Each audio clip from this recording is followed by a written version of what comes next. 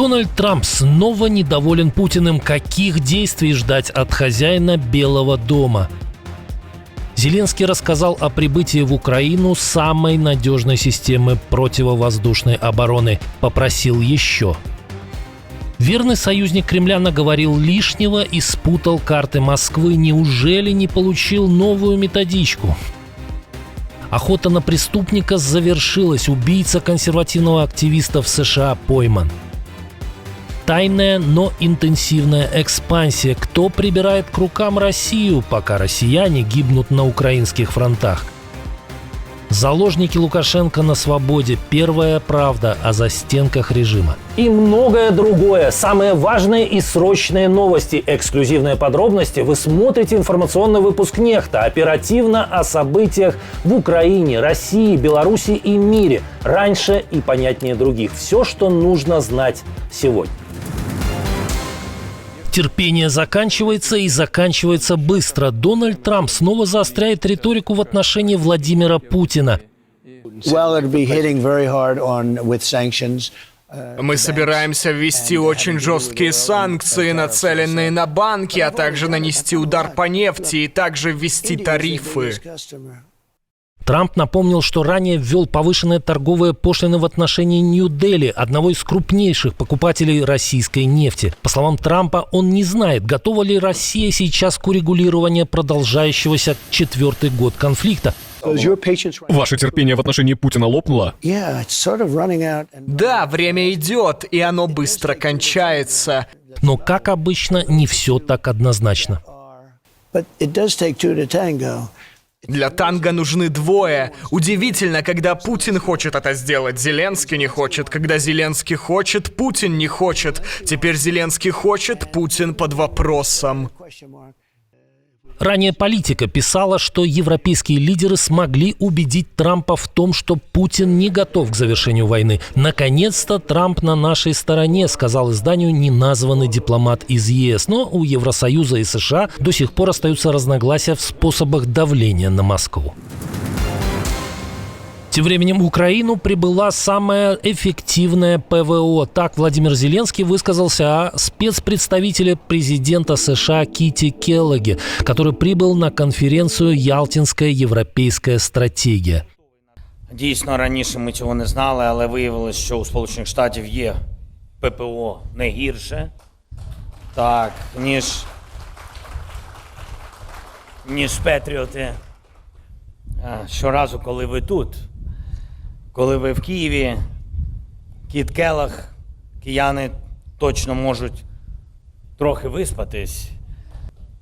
Хотілося б, щоб ви їздили по всіх містах України. І ми б хотіли дійсно ще кілька таких американських систем для нашої держави. Зеленский добавил, что Украина готова предоставить генералу гражданство и квартиру, но потом добавил, что это совсем не шутка, ведь россияне воздерживаются от убийств во время визитов Келлога. При этом с представителями других стран и международных организаций это не работает. Можливо, спрацювало би з представником Китаю, але, схоже, Китай не зацікавлений в тому, щоб зупинити, якщо не всю війну, то хоча б удари. Зеленский подчеркнул, у США есть сила влиять на российского диктатора. Президент напомнил, цель Путина – оккупация всей Украины. Остановить его машину войны может только сильное давление Запада.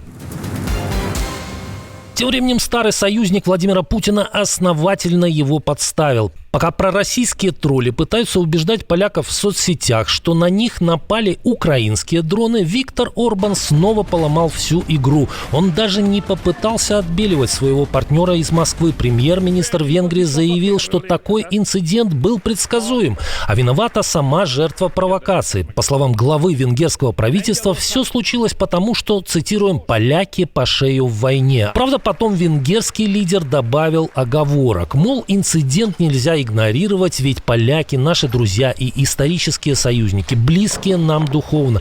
Поэтому все, что нарушает суверенитет Польши, Венгрия должна первой и четко осудить. Орбан подчеркнул, что проникновение российских дронов на территорию Польши в Венгрии сразу же признали неприемлемым и полностью солидарны с поляками. Премьер заявил, что инцидент с российскими дронами в польском, а следовательно натовском воздушном пространстве – пример того, в каких опасных условиях мы живем каждый день, и это могло случиться и в Польше, и в Венгрии. То есть угроза войны непосредственно.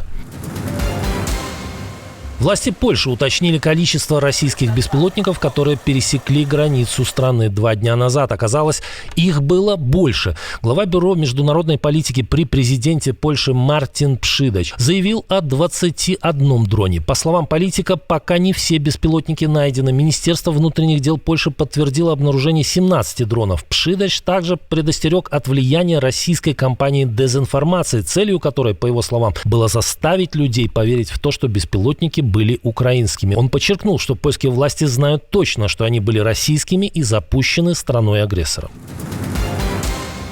Подозреваемый в убийстве консервативного активиста Чарли Кирка задержан. Правоохранители опубликовали фото. По подозрению в убийстве правого блогера задержан 22-летний житель штата Юта Тайлер Робинсон. Мы его поймали. Родственник Тайлера Робинсона связался с другом семьи, который в свою очередь обратился в офис шерифа округа Вашингтон с информацией о том, что Робинсон признался им или намекнул на то, что совершил преступление. Убийца Чарли Кирка признался в содеянном своему отцу, а тот выдал его властям. Преступнику грозит смертная казнь. Трагедия произошла 10 сентября в университете Юты. Кирк был ранен в шею во время выступления, и хотя его сразу госпитализировали, позже Трамп сообщил о смерти активиста. Свидетели и студенты были эвакуированы, а Америка потрясена. Ранее ФБР опубликовало видео с места преступления. На кадрах видно, как предполагаемый стрелок залез на крышу, сделал выстрел с расстояния около 180 метров, а затем прыгнул вниз и скрылся в лесистой местности, оставив за собой следы обуви и отпечатки ладоней. Всего через 2 дня после того, как более 20 российских беспилотников вторглись на территорию Польши, и в день начала российско-белорусских военных игрищ «Запад-2025», голос Кремля Дмитрий Песков разъяснил, как нужно правильно понимать последнее событие. Я хочу напомнить слова нашего президента. Россия никогда никому не угрожала, не угрожает она и странам Европы. Это Западная Европа занимает враждебную позицию по отношению к России, добавил Песков.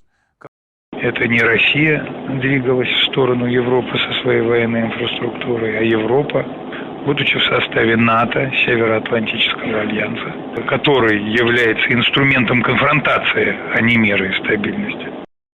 В общем, пресс-секретарь Путина показал миру очередной пример типичной московской дипломатии. И как оно вам? Пишите в комментариях. Пока Кремль безуспешно пытается завоевать хоть кусочек украинской земли, китайский бизнес продолжает активную экспансию на российский рынок. По состоянию на сентябрь текущего года в стране действует около 13 тысяч юрлиц с китайским капиталом, что на 23% больше по сравнению с прошлогодними данными. Суммарная выручка этих компаний по итогам прошлого года превысила 41 миллиард долларов, сообщает служба внешней разведки Украины. Китайские менеджеры пытаются локализировать весь производственный процесс на территории России, то есть завладеть промышленными активами в РФ. Это на сегодня дает возможность им снизить себестоимость продукции, а также воспользоваться государственными российскими программами поддержки бизнеса. В службе внешней разведки Украины отмечают, доступ китайских компаний к инвестиционным возможностям Пекина ставит их в привилегированное положение по отношению к российским производителям, которые страдают от дефицита ликвидности. Доля Китая в российской внешней торговле составляет всего треть, тогда как российская доля в китайской внешней торговле лишь 4-5%. Такой дисбаланс, в частности, дает возможность не только оперативно реагировать на требования потребителя, но и одновременно вытеснять российского производителя с собственного внутреннего рынка. Например, китайские производители грузовиков уже контролируют более 53% продаж на рынке РФ. Политзаключенные, отпущенные накануне из застенков режима Лукашенко, провели первую встречу с прессой. Поприветствовать их пришла Светлана Тихановская. Thank you for standing strong and enduring. Спасибо вам за вашу стойкость и выдержку. Вчерашний день был очень эмоциональным для всех нас. Прежде всего, я хочу поблагодарить президента Трампа, Джона Коула и Криса Смита. Благодаря их усилиям люди вышли на свободу. Президент США был действительно прав в терминах, добавила Тихановская. Это было освобождение заложников. Of course, we are so happy to see people free. Конечно, мы очень рады видеть людей на свободе, но давайте будем честны. То, что произошло вчера, было не настоящей свободой. Это была принудительная депортация. Освобожденные рассказали о пытках в заключении. У части из них забрали паспорта, выдав не имеющие юридической силы бумажки. Накануне Лукашенко после встречи со спецпредставителем президента США Джоном Коулом отпустил 52 заключенных взамен на снятие санкций с компании «Белави».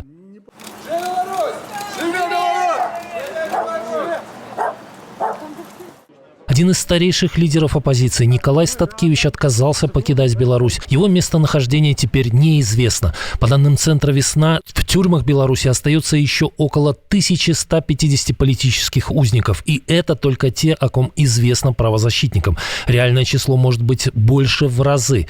А по большому счету в плену у диктатора остается целая страна.